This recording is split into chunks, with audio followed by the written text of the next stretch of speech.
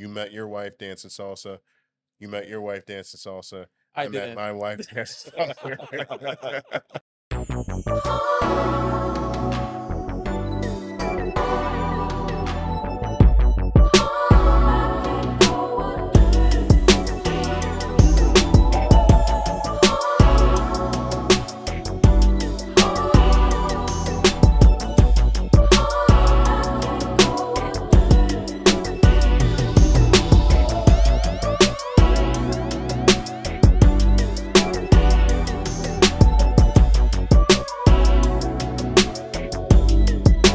Welcome back to the playbook. It's your boy Lion, joined by Mystery and Doug. How are you fellas doing today?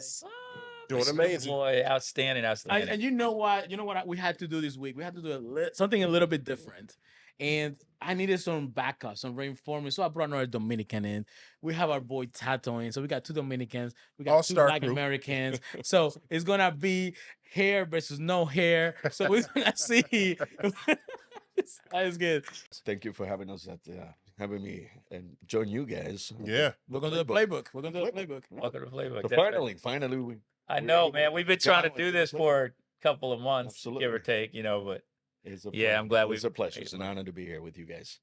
yeah. So So Tato, tell the people, for those who may not know, everybody in Tampa knows your name. You're a staple of the community, pillar for the dance community here in Tampa, not just for Tato Salsa, even from the very beginnings of, the community. Mhm. What is it that you do, and what is your passion in regards to that? Well, what I do is, as you mentioned, we started with I started with dancing in this community many years ago, and so what we do is, again, we teach and hold events, salsa events, and provide those in a monthly basis. But yeah, that's what we do in that sense. And Okay. So how long, if we can give a number, how long have you been a dancer, or you being a instructor, dancer, etc.? well, we started. I started dancing in around 2001, somewhere there. And we started. I started at a school called Salsa Caliente, and 2001. Wow. in 2001, Wow. and many more. I wasn't in the States then. Just put it that. I was graduating high school. So I'm not. We're not going to talk about I was years right entering now. I was entering high school, I think. well, yeah, let's keep it moving, right? And so, so it was a little bit ago, and yeah, so just like many people out there, they either have a job that it's very demanding or whatever it may be, and they need a something to do stress free, something they enjoy. And for us, for me, was finding something to do because I was in the restaurant business for many years Mm-hmm. and working the 50, 60 hours. Oof. And then I'm like, you know what? I need an outlet. I need something. And I remember that my roommate at the time, which is my old college roommate, we decided to take a drive and let's just go find a Latin club. Let's just go to the club, right? And so we're in, we go to this little place, hole in the wall, and go there, and there was like three cats in that place, right? Empty. Really? There was nobody there. It's like, dude, we gotta get out of here. We gotta find somewhere else to go. And so we got in the car, we drove around, we got into Del Mabry, and as we're driving, I think it was from Fletcher Fowler, Yeah. Del Mabry going south, we see on the left side this big band. And it was back then, it was an AM station, Mm-hmm. a Latin station, and there was a club called Club Joy. I heard of it. I think I got to go, but I heard of it. And so we looked, and my roommate looked and said, "Hey, Joel, Juan, let's go, let's turn around, let's go there." And so he went around, turned around, we were back, and got out of the car, got into the club, and we uh we just fell in love with it. We just, I mean, the vibe was amazing. And that's the night that we kind of everything just s- sparked from there. Yeah. That night I met a guy named I met a girl first named Katie, and she was an assistant at the school Salsa Caliente Okay. back then, and we decided, l- she was telling us about the classes, and like, we want to hear more. Hmm. And then this guy named Daniel Pineda, Yeah. God, Oh, God rest his God rest soul. his soul. Yeah. Yes. And Daniel Yes. Pineda was there that night, Mm. and he came and talked to us as well about the school. So we heard it from two different people at two different times. We're like, well, that's the place to go. Hmm. And so after that, it's just then the rest is history. How I know Taco Taco. is a good friend of mine. Shout out to Shaka Brown. Shaka Brown introduced us. Where was it? In New York or something? It wasn't here. It was Maybe before I moved here. DC. DC. Yeah. Yeah. It was before I moved here. So, and I've been here now for going on 17 years. So I met you before I moved to Tampa. Shaka introduced us. But having taught, I remember a good friend of mine that was in I taught when I was in DC, guy named Angel. I remember him coming to me and going, man, you got to help me out with this cha-cha thing because I'm tired of all these white people dancing way better cha-cha than me, and I'm Puerto Rican. And I said, bro, it's because I said, as a non-Hispanic individual, as a black guy who, his background is in hip hop and other stuff, I was like, it's kind of like if there's a dance that black people perceive they should be able to do well, and somebody goes, hey, you take some hip hop lessons, you'd be like, boy, it's none of the hip hop. Don't play with me. That's the electric slide. You know what I mean? I'm gonna go ahead and break you off. So it's and I was like, it's because the white. He was talking about one white female in particular that I danced the cha-cha with, who came from a ballroom studio. And I said, her background's not in Latin. I said, but she learned that in a ballroom studio, and her timing is impeccable. And she brought no baggage with her. She didn't listen to the music before. I said, for you guys, you grew up listening to a lot of this music and its musicians, so you assume that you should be able to dance to it, or the way that you were dancing was correct, even when it's not. You know what I mean? So, did you have any of that ego when you first started taking lessons, or did you just jump in there and No, I mean, it wasn't about the ego. I think it was more of the, let's knowing the difference between, do I know how to dance, or do I need to learn how to dance, kind of thing. Right. Mhm. And so it was like, let's swallow the pride here, whatever it may be, and then let's just, that looks unique. I saw people doing casino back then. That's the style that was dance here. Hey, Tato, can Yep. you explain casino to the public? What's the difference? Just It's Latin square dancing. No, I'm just saying. All my casino, So, man. all casino people are gonna be mad. Man. Shots fired. we're gonna hey, Clean it up. It's- HR. Clean up my yeah, mess. so casino is just a style. Mhm. It's a Cuban base. It's a style. It's dance. It can be dance in a what is called a rueda, with For your a straight group of partners, people, yeah. straight partner, or you can be dance individual. Mm-hmm. So it depends on the couple. So, but Gotcha. anyways, that was the predominantly style that was taught in dance here. So when I saw that at Club Joy, Yeah. and Daniel was part of that That- circle there, I'm like, Rueda. ooh, wait a second, I want to do that. So So and it's funny you say that, because I think we definitely can all identify with that. Like me, not even on the same level as any of you all on the panel. I have gone to socials. I was in the social community, but definitely starting off, it was like, wow, I really need to work on my salsa. I really need to practice, and because I'm getting these no's, and I want to be out there on the dance floor. It wasn't even so much as like talking to a girl as much as it is just having fun. Let me ask you, Tato, because Mhm. the dance and the dance community and salsa, bachata, all of that has, based on the story you told me, really turned your life to a different direction. Like, where it could have been going, because Mhm. your life is literally revolved, like all aspects of it. Mhm. How do you ever think, like, what would have happened if we would have just gone to like a regular club that night? Like, I would have just gone home. The butterfly Like, effect. imagine, just imagine. You ever thought? Have you ever, like, man, lay in bed, you look at your family, everything you got, you're like, man, Would you have what if I would have self-esteem not or no? like, I stay home and just stay working in the restaurant? Yeah, I mean, I don't know. I think everything happens for a reason. Yep. Most definitely. With just anything. I think the fact was that, when that, when we went to that club that night, that we gathered information from Kerry, and then Danielle would follow up with it. Do we actually go to the studio? Did we, fall in love with what we were doing? Now, I think that if my desire to really learn the arts was not there, Mhm. and then I had other maybe purposes for it, learning it, Yeah. then maybe I don't know. I don't know what it would take me. But I think the fact was that I was so fascinated with the art and the dance that I wanted to really grasp how to communicate and how to develop a sense of, communication, allow myself to y- talk through dance. And how can I develop that? And so I was hungry. I was hungry to kind of figure this thing out. How do I do this, and how do I lead that? And of course, then after that, things just kept evolving. Would you have told me 20 plus years ago that I would be in this situation where I own a studio, or do I have events and what have you?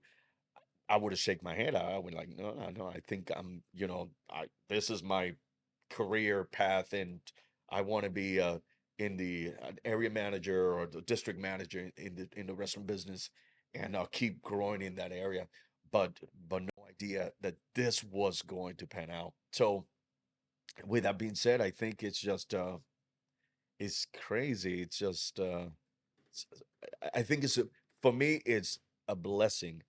Definitely. I Yeah. always say it's a blessing because I actually get to do something that I You love. love to do, and that I'm still learning to do because I'm not done yet. I think I'm still evolving as a dancer, as a teacher, as an event organizer, Hmm. um, as a person. I'm still growing, learning how to move, and not learning, just still learning. Or the most um, gratifying part of it is the fact that I get to meet people through this journey that had really impacted my life in one way or another. Right. And through it, I meet my wife. Through it, I meet people that are still in my life 20 years later. Can't get Right? rid of me, bro. That I still connect Yeah. with it. Yeah, now we have kids. Now we have grown. Now we are in a different level in life. Yeah. But throughout the journey, it's like now we're getting together for kids, reveals, or Yeah. baby Baby reveals, showers, weddings. weddings, and things like that. So along this journey, it's just been such a blessing and so gratifying. Yeah. So you touched on something that I think that's big, and I actually was going to sort of ask you about it, but you delved into something even deeper because you met your wife dancing salsa. You met your wife dancing salsa. I I met didn't. my wife dancing salsa. So, but the socials are events that studios set up for dancing, Yeah.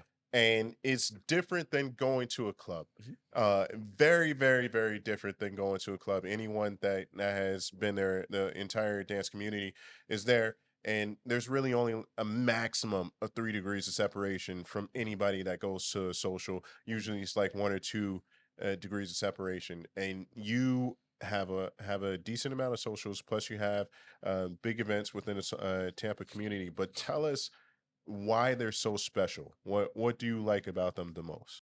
Well, the socials are meant to, we provide a social so that our students um, are able to come and it, feel safe and have that self environment. So it's an event done by dancers for dancers, and so we play the music that we feel and we think that our students will love and enjoy, and is danceable.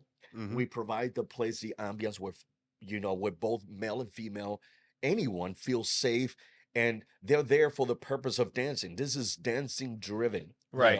Right. It is, of course, in any place that you go to, there's always going to be one or two people, there's ulterior motives to Right. get there, right? And to go into that scene and try to, do their thing. And that's just normal. We are humans. That's going to happen. But those events are so important because, again, it keeps on building on what the importance of the dance, and is, like I said, dance driven. Right. Let's not forget about the artistry. Let's not forget about what brings us together Yeah. Hmm. in the sense as dancers, right? And so, um, our goal is to always demonstrate that this is a dance community, this is a dance event for dancers, and this is a safe haven for us. And we're going to continue on doing this. That the club is not your only the Right. only source of to go and say, okay, yeah, I want to go dancing. Well, there's just It's a few clubs, Yeah. that you can go to. It's funny you say exactly that, because me and Lion, when we first started dancing, and Lion brought me into it, and we we went on a journey together, but we sort of were at the same place where it was like we were transitioning from the club, and it would be weekends where we were like, I don't want to go to the freak club. Mhm. Let's find a social. Yep. Let's go dance, and we absolutely loved it. I do have a question. To give you a little, I don't know if it'll be a tougher question, more controversial question, maybe something that will get you a little Here we go. a little more. I knew that was Go. I knew that was coming. just to get you there. So you being in this in the community Uh-huh. for 20, maybe over 20 years now, Mhm. and you've seen it all. You've seen many changes. Mhm. When would you say the community for you was better? Let's say 15 years ago or now. In Tampa, you're talking about in Tampa? At least, or at least in generally? Tampa. or in Tampa? In Tampa. Absolutely, I think now is where Tampa has developed and grown. I Really? think with anything as a scene, as a dance scene, there's a lot more different styles of dance Okay. involved. There are more socials are involved. There, I think, a few other more schools than there were before, even though we lost a few good Yeah. schools Yep. because of COVID.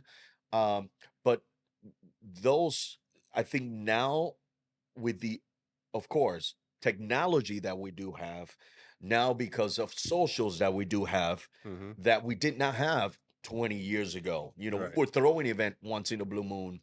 We would do maybe one social in a blue moon.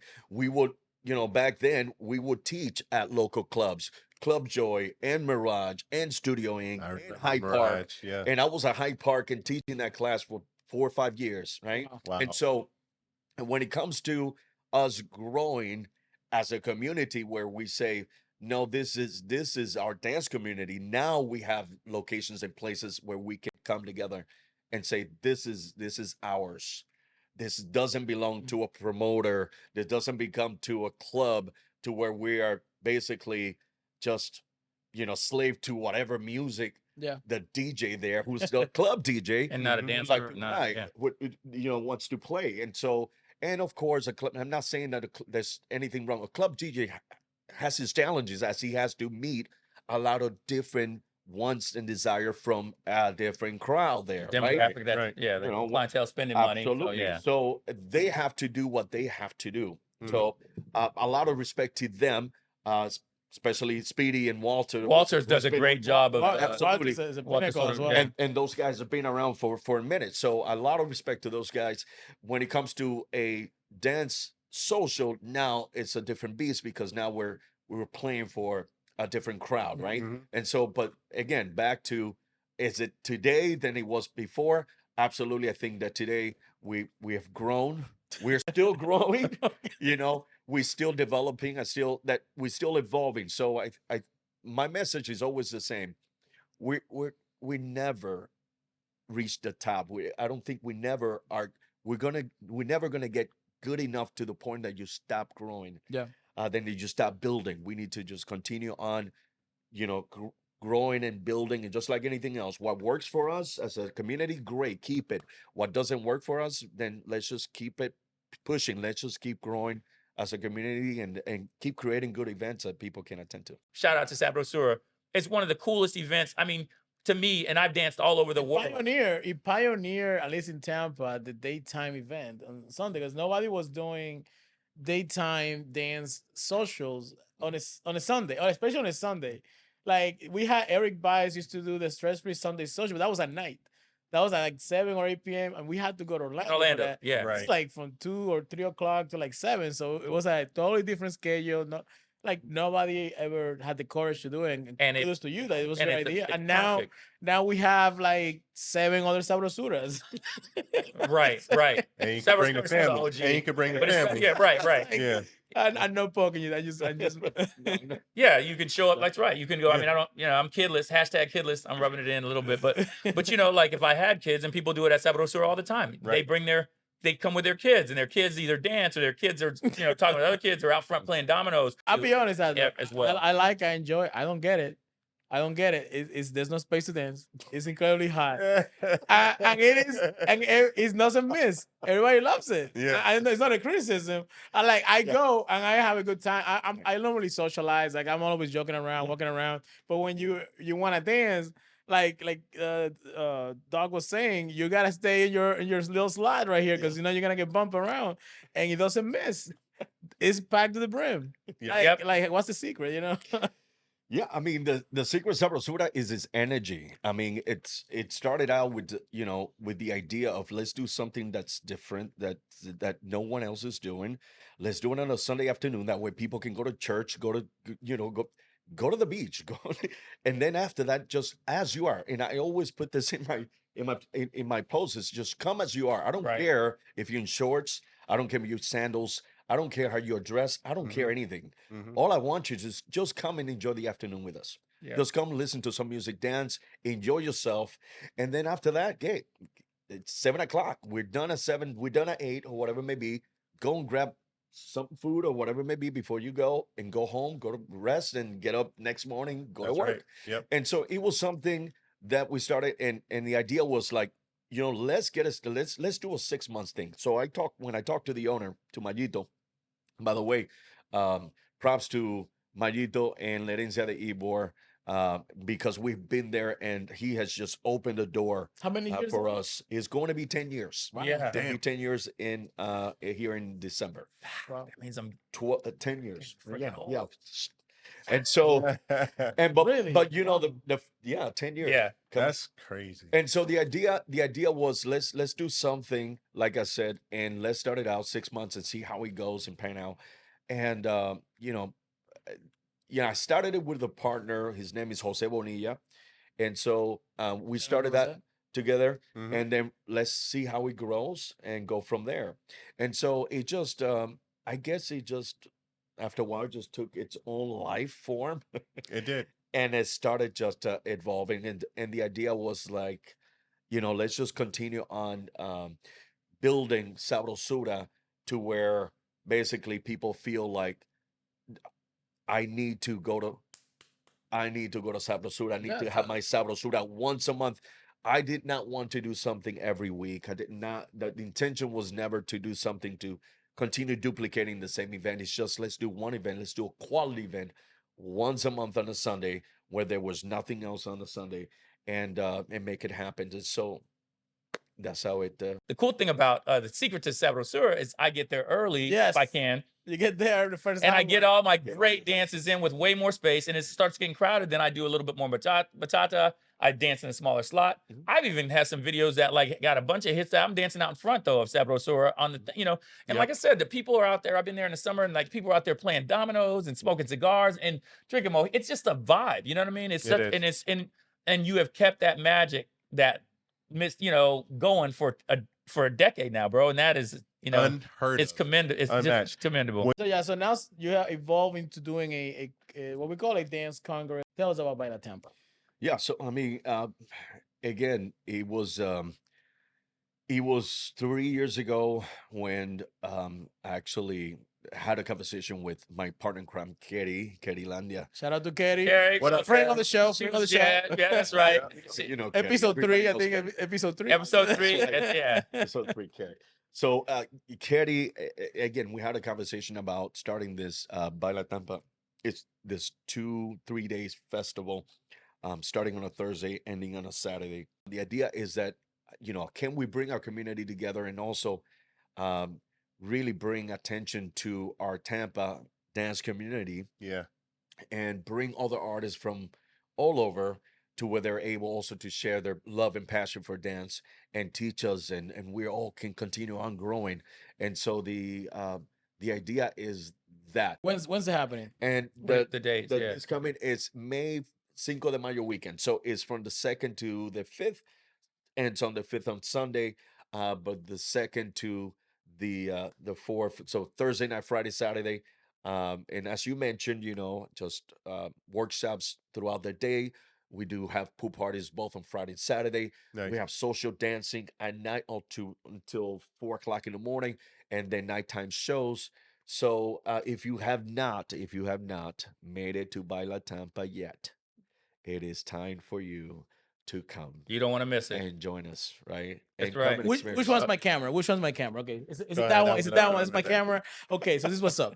So it starts on a Thursday. If you don't know how to dance, don't worry, because they got you. They're gonna teach you how to do the cha-cha. They're gonna teach you how to do the salsa, the bachata. Are you guys doing merengue? You know what? They're doing merengue. I'm calling it right now. They're doing merengue. So You're gonna he's come in gonna on be Thursday. he's gonna be the That's what I was merengue gonna teacher. say. He's Listen, gonna I be- got you. I Yeah. got you. I no longer can make fun out of that cookout. Yeah, so, I'm so happy. so He you got can the prove it. skill. Yeah, he That's got the right, skills that's Bring in your fact. So- bikini, bring your tanning lotion. If you're like me, you don't need it, but we still wear it. So you- 0%, yeah, 0% wear it. you- I still wear it. you gotta wear it. 0% wear it. I still wear it. I like my shade. Don't want to go darker. Tracy Come will in, wear it. Bring your So- nice clothes. Get ready to have a great time. Meet some people. Hey, if you're So- not from Tampa, that's great. Get on American Airlines, or better, get on Delta. Do not fly on Spirit. Don't fly on and just Spirit. come through Tampa, hang out with us Cinco de Mayo. I'm sure they'll be giving out tacos. I'm not sure of that, but they might have some tacos. So come check out Baila Tampa. E, you want to take us home, baby? Hey, this has been a hell of an episode. You got a sneak peek into the salsa community in Tampa, which is very unique. Make sure you check out everything that we talked about with Tato. Thank you for joining us. Catch us on the next episode. This is the Playbook. See you in the next one.